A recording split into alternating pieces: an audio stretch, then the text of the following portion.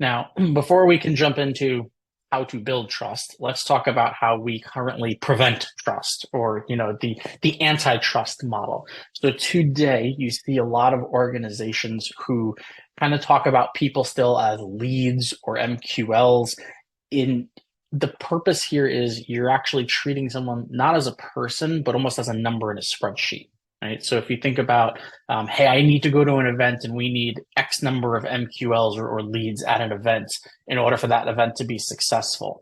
Well, that works when you're talking about spreadsheet exercises, but when you're actually having conversations with people going towards that trust factor, you actually need to look at it differently. You need to label it differently. Okay, and we'll get into that later.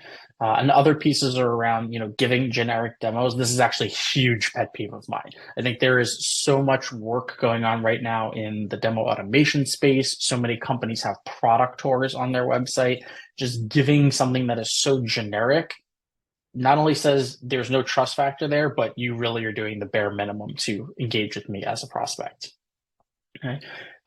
Another piece here is posting about your company or product, particularly on social media. So what I mean by this is if you look at a lot of startups and, they usually post something like a blog post or a PR announcement or something inwardly focused about the organization.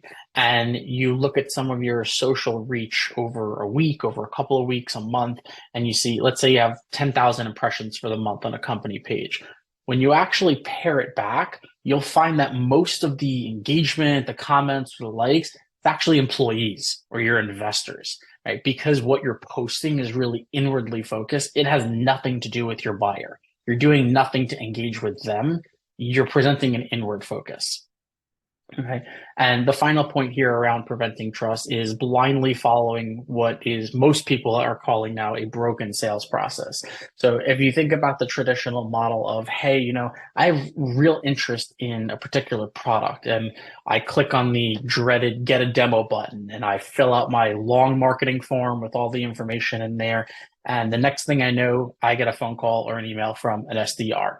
I take a first meeting, then I have to go to an AE, take a second meeting, then I go to a third meeting, and I finally can talk to someone in pre-sales and get a demo of the actual product. We've now spent, 90 minutes of my time just trying to get a demo to understand what you do, to see if there's even a fit. And all along the way, I've probably been peppered by things like BANT or qualification questions, right? Giving a lot of my information and getting very little in return. This type of broken model does absolutely nothing to establish trust. In fact, it pushes trust further down the road if it's ever established at all.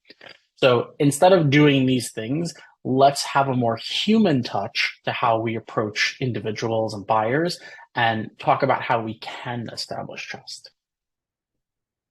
Okay, so I like to bucket this into three areas. There's sharing expertise. Now, this doesn't necessarily need to be about a particular product or solution. Expertise comes in many shapes and sizes, which I'll touch on in a second. Sharing an experience. So this could be a personal experience. It could be a professional experience.